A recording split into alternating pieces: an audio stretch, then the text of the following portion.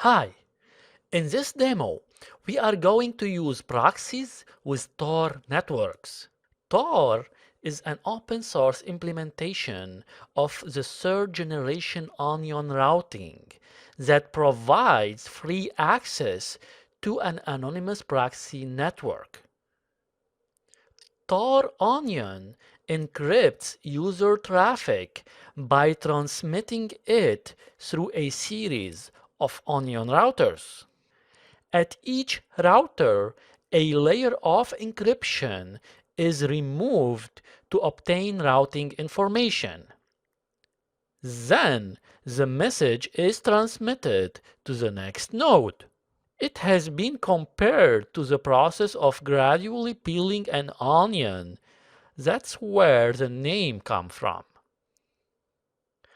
In this example, TOR will be used with Privoxy, a non-caching web proxy that sits in the middle of an application that communicates with the internet.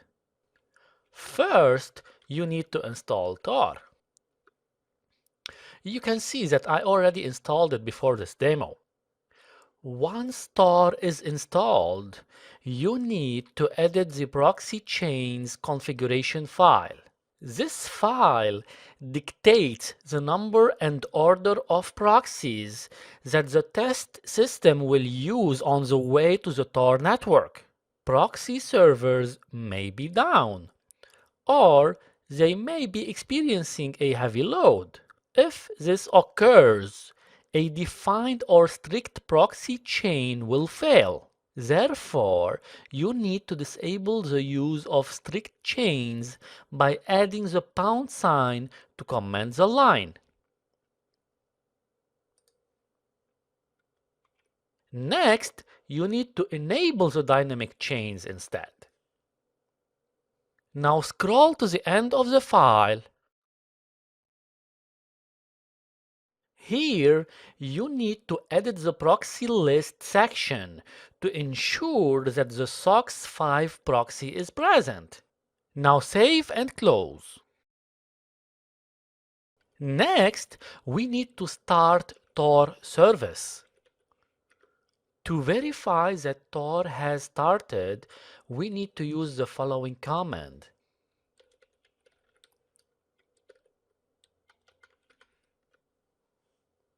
It is important to verify that the TOR network is working and providing anonymous connectivity. Watch me typing the following command.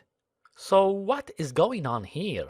This command will start Iceweasel browser and open it to a site that displays my external IP address. Let's see how it works. This is my IP address without using TOR. Now, let's try to execute the same command but with TOR this time. All we need to do is to add the proxy chains keyword before our command to invoke TOR routing. Guten Tag, it looks like I'm German now.